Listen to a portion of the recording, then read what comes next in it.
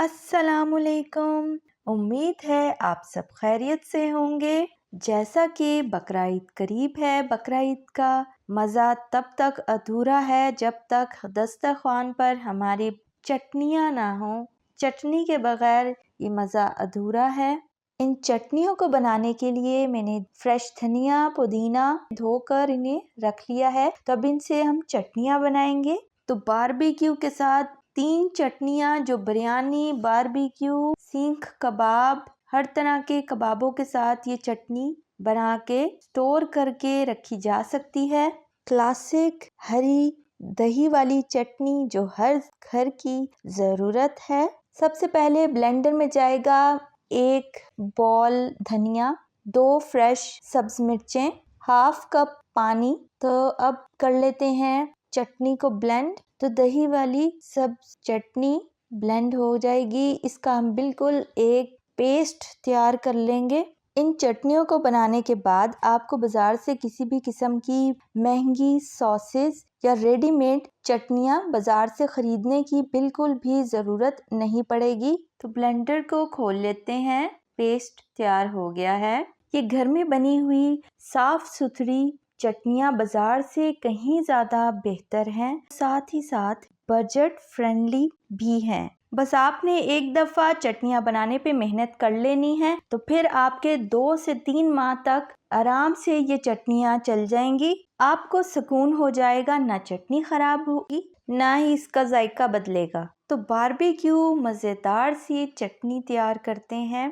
पहले एक बोल में दही लेते हैं। ये ग्रीक योगर्ट है। दही को पहले बीट करेंगे कि इसमें कोई भी लम्स नहीं रहना चाहिए। तो 1 टेबल स्पून हरी चटनी दही में डालेंगे, 1 चुटकी नमक, 1 चुटकी लाल मिर्च पाउडर।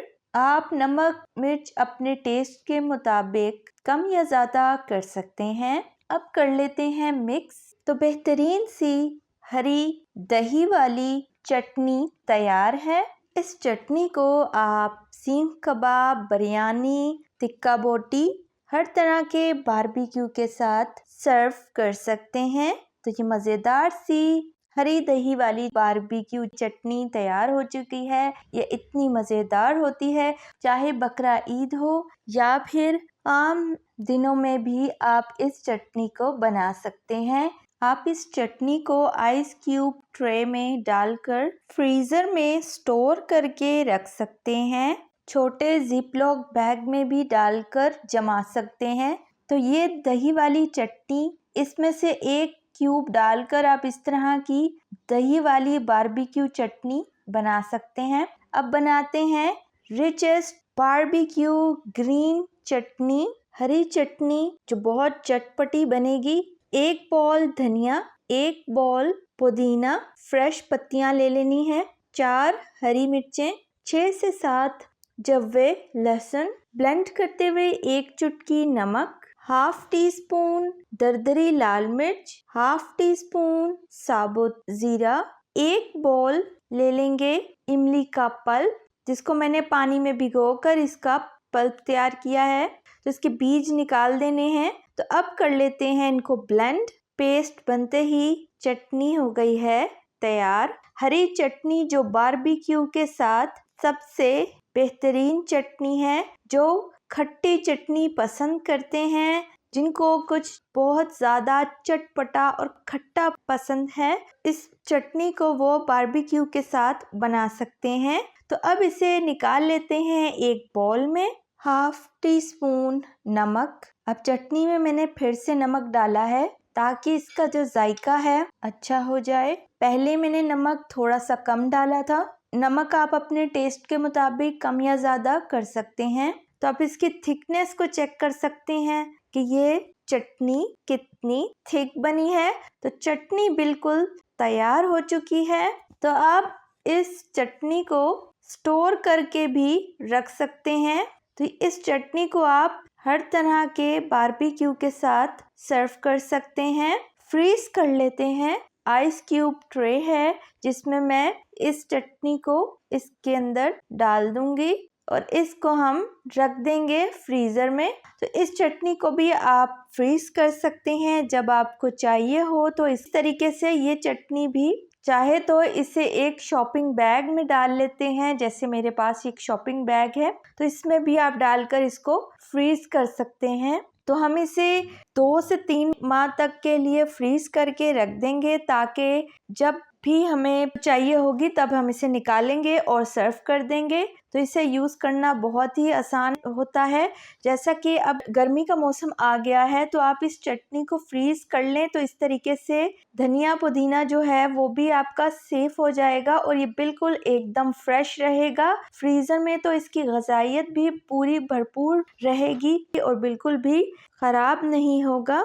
तो तैयार है रिचेस्ट बारबेक्यू ग्रीन चटनी, पकी हुई खट्टी मीठी बारबेक्यू चटनी। तो अब इसको बनाते हैं। पहले 1 बॉल धनिया, 1 बॉल पुदीना, फ्रेश पत्तियां लेंगे, 4 सब्ज मिर्चें, कुछ जव्वे लहसुन के, 1 टीस्पून दरदरी लाल मिर्च, 1 टीस्पून जीरा, साबुत जीरा डालना है, हाफ टी स्पून नमक। अब 1 प्याली फिर से इमली का पल्प। अब इसको डालकर ब्लेंड करेंगे। ये हम बना रहे हैं खट्टी मीठी चटनी, तो इसको भी ब्लेंड कर लेते हैं। एक पेस्ट इसका तैयार कर लेंगे। ये देखिए पेस्ट बिल्कुल रेडी हो चुका है। अब इसको भी निकाल लेते हैं। पहले एक बाउल में निकाल लेते हैं। अब मैं इस चटनी को पकाऊंगी। 2 टेबलस्पून कुकिंग ऑयल। अब फिर से जायके के लिए इसमें 1 टीस्पून साबुत जीरा डालेंगे। इसे हल्का सा फ्राई करेंगे। अब इसमें जो चटनी मैंने पेस्ट बना के रखी थी इसमें डाल देते हैं। जैसे इसमें बबल आने लगेंगे तो इसमें 1 गिलास पानी डालेंगे। अब पानी डालकर फिर से पकाएंगे चटनी को। जब इसमें बबल बनना स्टार्ट होंगे तब मैं इसमें डालूंगी हाफ कप चीनी। तो यहाँ पर फिर से मसाले डालेंगे। हाफ टी स्पून लाल मिर्च का पाउडर, हाफ टी स्पून दरदरी लाल मिर्च, हाफ टी स्पून 1 चुटकी नमक। फिर से इसे मिक्स करते हैं। अब यहाँ पर पकाएंगे जब तक के जो चीनी है ये शीरे में तब्दील हो जाए। तो ये देखें इस तरह से ये थिक सा पेस्ट बनना स्टार्ट होगा। तो अब इसमें चीनी बिल्कुल मेल्ट हो चुकी है। अब इससे थोड़ा सा पकाएंगे कि ये गाढ़ा सा पेस्ट बन जाए। तो इसे मैं थिक करूंगी। ये चटनी ख़ास तौर पर सीख कबाब के शौकीन अफराद के लिए, तो इस चटनी को हम बना रहे हैं। तो ये चटनी तकरीबन तैयार हो गई है। अब इसकी फ्लेम को कर देते हैं यहाँ पर ऑफ। तो यहाँ बबल देख आना स्टार्ट हो गए हैं और काफ़ी पेस्ट थिक हो गया है। तो इसे ठंडा कर लेते हैं और एक बाउल में निकाल लेते हैं। तो तैयार है हमारी खट्टी मीठी बारबेक्यू चटनी। इसको आप शीशे की इस तरीके से जार में भी डालकर फ्रीज कर सकते हैं, या इसे आप इसको नीचे भी फ्रिज में वैसे भी रख सकते हैं। तो इस तरीके से मैं एक शीशे की जार में डालूंगी। इस तरह की छोटी सी बोतल ले ली है। इससे इस चटनी को मैं इसमें स्टोर करके नीचे रख दूंगी फ्रिज में। तो इस तरीके से ये सेफ हो गई है। तो अब ये चटनी बारबेक्यू बनाने से पहले ही इस तरीके से आप बनाकर 2 से 3 माह तक ये भी स्टोर की जा सकती है आराम से। अगर आपने इसे 2 से 3 माह तक फ्रीज रखना है तो फिर आप इसे फ्रीज़र में रखें। ये जो शीशी में डाल के मैंने रखी है ये मैंने सिर्फ नीचे रखने की, जो मैंने कुछ दिनों में इसे महीने के अंदर अंदर ही इस्तेमाल कर लूँगी। लेकिन अगर आपने 2 से 3 माह तक इसको सेव करना है तो फिर आप इसे फ्रीज़र में रख सकते हैं। ये देखें, तो जितने भी मैंने फ्रीज़र में चटनियाँ फ्रीज करके रखी थी वो मैं आपको दिखा देती हूँ। ये है इसका रिज़ल्ट। सारी चटनियाँ हमने फ्रीज करके जमा ली थी। तो ये जमी हुई चटनियाँ मैंने निकाल ली हैं। तो अब ये यूज़ किया जा सकता है। ये देखें ग्रीन चटनी, सबसे पहले जो हमने एक चटनी बनाई थी दही में मिक्स करके, तो ये वो उसकी क्यूब्स हैं। और ये है हमारी खट्टी चटनी, चटपटी खट्टी चटनी। इसी तरह हमने बाकी की भी चटनियाँ, इमली की चटनी, खट्टी मीठी चटनी, बाकी भी इस तरह आप कोई भी चटनी को इस तरीके से इनमें से सेव करके रख सकते हैं। ये बहुत ही आसान तरीका है। इस तरह आपको ज़्यादा मेहनत भी नहीं करनी पड़ती चटनियाँ बनाने के लिए। तो ईद के दिन आप पुरसकून गुजारें, उसमें आपको बिल्कुल भी चटनियाँ बनाने की ज़रूरत नहीं। सीख कबाब, चपली कबाब, बिहारी बोटी या टिक्का, ये चटनियाँ हर चीज़ का मज़ा दुगना कर देंगी। अब घर में खालिस चटनियाँ बनाकर तैयार करें, जिससे पैसों की भी बचत होगी। ये बहुत बजट फ्रेंडली भी है। ये चटनियाँ सेहत के लिए भी बहुत अच्छी हैं। तो अब मैं इन बारबेक्यू चटनियों को, जो मैंने आइस क्यूब ट्रे में फ्रीज की थी, इन्हें एक शॉपिंग बैग में डालकर रख दूंगी। फिर से फ्रीजर में रख सकते हैं। वीडियो को फ्रेंड और फैमिली के साथ लाइक और शेयर ज़रूर करें। चैनल पे नए हैं तो सब्सक्राइब करें, बेल आइकन की नोटिफिकेशन को प्रेस कर लें ताकि मेरी हर नई आने वाली वीडियो की नोटिफिकेशन सबसे पहले आप तक पहुंच सके। मिलते हैं एक नई रेसिपी के साथ। मिशा फूड सीक्रेट्स को दुआओं में याद रखिएगा। अल्लाह हाफिज।